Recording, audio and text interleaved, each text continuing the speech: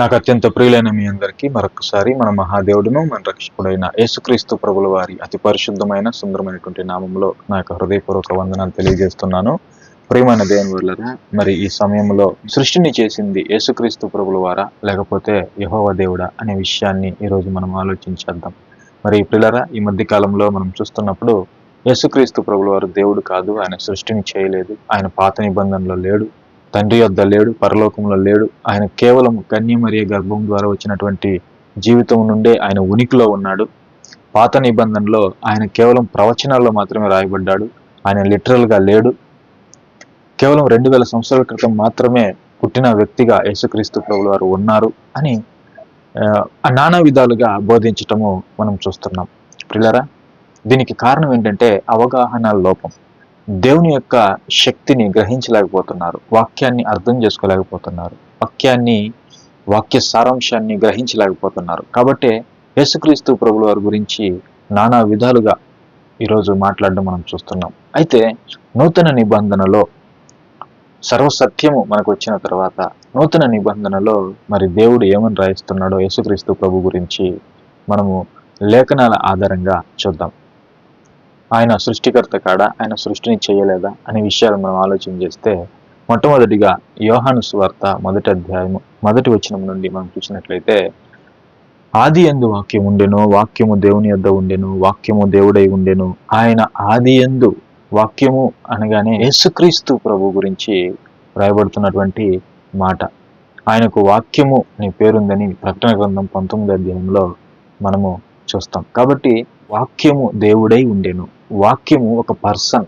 అదే ప్రకటన గ్రంథము 19వ అధ్యాయంలో మనం చూస్తాం. వాక్యము, దేవుని వాక్యము అను నామము గలవాడు అనే మాట మనం చదువుకుంటాం యేసుక్రీస్తు ప్రభు గురించి. అంటే ఇక్కడ వాక్యము అనగానే ఒక పర్సన్, దేవుడు, యేసుక్రీస్తు ప్రభుల వారు.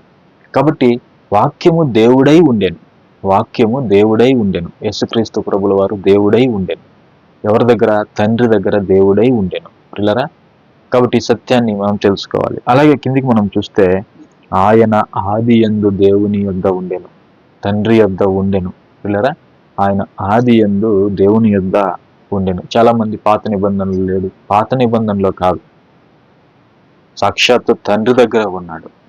ఈ సృష్టి పుట్టక ముందు ఉన్నాడు, కాలము లేక ముందే యేసుక్రీస్తు ప్రభుల వారు ఉన్నాడని ఇక్కడ లేఖనాలు మనకు తెలియజేస్తున్నాయి. ఈరోజు లేఖనాలను కూడా నమ్మని అంధకారములో అనేక మంది ఉంటూ వాక్యాన్ని అపార్థం చేస్తూ బోధిస్తున్నారు. కాబట్టి పిల్లారా, ఆయన ఆది యందు దేవుని యొద్ద ఉండెను, సమస్తమును ఆయన మూలముగా కలిగింది. పిల్లారా, సమస్తమును ఆయన మూలముగానే కలిగాయి. ఎవరు? ఆయన యేసుక్రీస్తు ప్రభువు. సమస్తము. కొంతమంది మాట్లాడుతూ ఆయన నూతన సృష్టిని చేశాడు అంటే సంఘాన్ని మాత్రమే స్థాపించాడు, కానీ పాత నిబంధనలో భూమి ఆకాశములు సృజించినటువంటి వాడు కాదు. ఆది కాండములో దేవుడు భూమి ఆకాశములు సృజించెను అనే మాట యేసు ప్రభు గురించి కాదు అని చాలా మంది విడ్డూరంగా మాట్లాడడం మనం చూస్తుంటాం. అయితే ఇక్కడ రాయబడుతున్నటువంటి ఈ మాటను బట్టి మనం ఆలోచన చేస్తే, సమస్తమును ఆయన మూలముగా కలిగెను, కలిగి ఉన్నది ఏది ఆయన లేకుండా కలగలేదు. ప్రియులరా, కలిగి ఉన్నది ఏది ఆయన లేకుండా కలగలేదు. నూతన సృష్టిగా పిలువబడుతున్నటువంటి మనం కానీ, సంఘం కానీ, పాత నిబంధనలో ఉన్నటువంటి లిటరల్గా ఈ భూమి ఆకాశములు కానీ, సృజించబడిన భూమి ఆకాశములు కానీ సమస్తము కూడా కలిగి ఉన్నది ఏది ఆయన లేకుండా కలగలేదు. సమస్తము A to Z అని దాని అర్థం. కలిగి ఉన్నది ఏది ఆయన లేకుండా కలగలేదు అనే సత్యాన్ని మనం తెలుసుకోవాలి. కలిగి ఉన్నది ఏది ఆయన లేకుండా కలుగలేదు. ఆయనలో జీవముండెను, ఆ జీవం మనుషులకు వెలుగై ఉండెను, ఆ వెలుగు చీకటిలో ప్రకాశించుచున్నది గాని చీకటి దాన్ని గ్రహింపకుండెను. చూడండి, యేసుక్రీస్తు ప్రభు దేవుడని, ఆయన సృష్టికర్తని, కలిగి ఉన్నది ఏది ఆయన లేకుండా కలుగలేదని వాక్యంలో రాయబడినా, పిల్లరా, ఆయన నిజమైన వెలుగుగా ఉన్నా ఈరోజు చీకటి దాన్ని గ్రహించకుండా ఉంది. చీకటి అంటే అంధకారంలో ఉన్నవారు, సాతాను యొక్క రాజ్యంలో ఉన్నవారు పిల్లరా యేసుక్రీస్తు ప్రభుని దేవుడని ఒప్పుకోవడం లేదు. ఇక్కడ ఏమైంది వాక్యం తెలియజేస్తుందంటే, చీకటి దాన్ని గ్రహించకుండెను. ఆ వెలుగు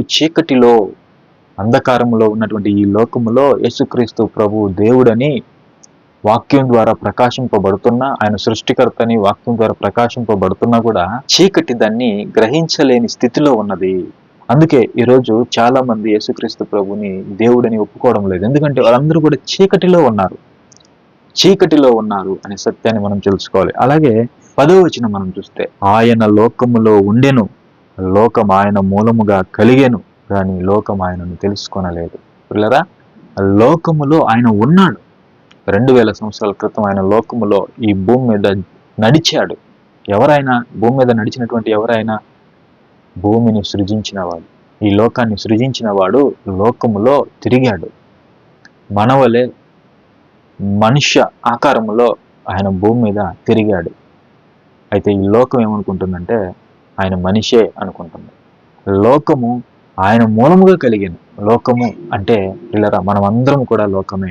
దేవుడు లోకమును ఎంతో ప్రేమించాను అని అంటే మనల్ని దేవుడు మనల్ని ప్రేమించాడు. కాబట్టి లోకము అనగానే సమస్తము మనము కూడా ఆయన మూలముగా కలిగిన వారమే. కలిగి ఉన్నది ఏది అని లేకుండా కలుగలేదు. అయితే లోకం ఏం చేసిందంటే ఆయనను తెలుసుకొనలేదు. లోకం ఆయనను తెలుసుకొనలేదు అంటే మనుషులు ఆయన దేవుడని, సృష్టికర్తని, కలిగి ఉన్నది ఏది అని లేకుండా కలుగలేదని వాళ్ళు తెలుసుకోలేని స్థితిలో ఉన్నారు. అందుకే ఈయన మరియ కుమారుడు కాదా, యోసేపు కుమారుడు కాదా, ఈయన తమ్ముళ్ళు చెల్లెళ్ళు మనతో ఉన్నవారు కాదా అని ఒక మనిషిలాగా చూశారు. ఈరోజు కూడా బైబిల్ పట్టుకున్న వాళ్ళు కూడా యేసుక్రీస్తు ప్రభుని ఒక మనిషిలాగే చూస్తున్నారు అని అంటే ఎంత అంధకారంలో ఉన్నారో ఆనాటి సమాజానికి ఈనాటి సమాజానికి, మరి క్రైస్తవ సమాజంలో అనేక మందికి మనం పోల్చి చూస్తే ఏ విధమైనటువంటి వ్యత్యాసము కనపడడం లేదు. కాబట్టి ప్రియరా, యేసుక్రీస్తు ప్రభు దేవుడు, ఆయన సృష్టికర్త అని నీవు ఒప్పుకోవాలి అంటే నీవు చీకటిలో నుండి వెలుగులోనికి రావాలి. చీకటి ఉన్నంత వరకు నీవు తెలుసుకోలేవు, నీవు గ్రహించలేవు. అంధకారంలో ఉన్నంత వరకు యేసుక్రీస్తు ప్రభు దేవుడని మనకు అర్థం కాదు పిల్లరా. కాబట్టి ఇక్కడ ఈ వచనాలను బట్టి సమస్తమును యేసుక్రీస్తు ప్రభు వారు సృజించాడని మనకు అర్థమవుతుంది. మరికొన్ని మాటలు మనం చూద్దాం.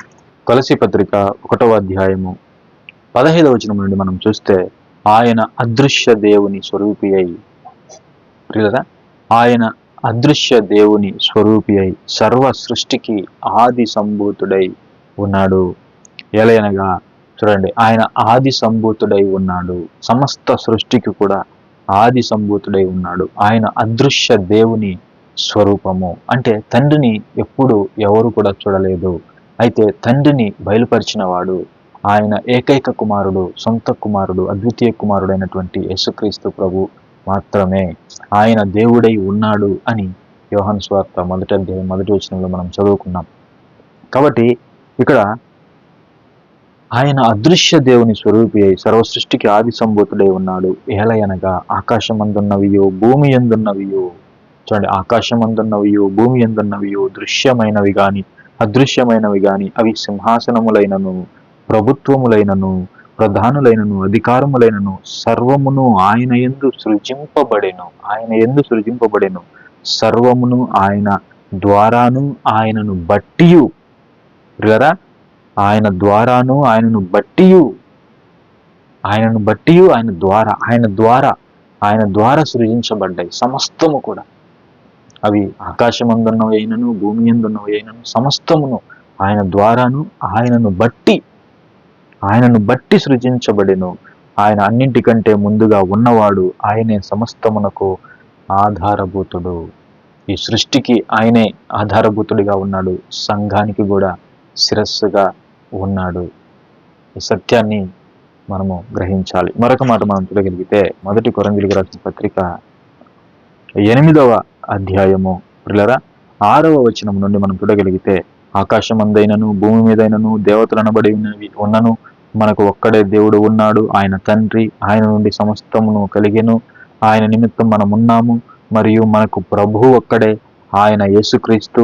ఆయన ద్వారా సమస్తమును కలిగెను. ప్రియరా, ఇక్కడ చూడండి, తండ్రి మూలముగా ఇక్కడ యేసుక్రీస్తు ప్రభు ద్వారా అని రాయబడింది.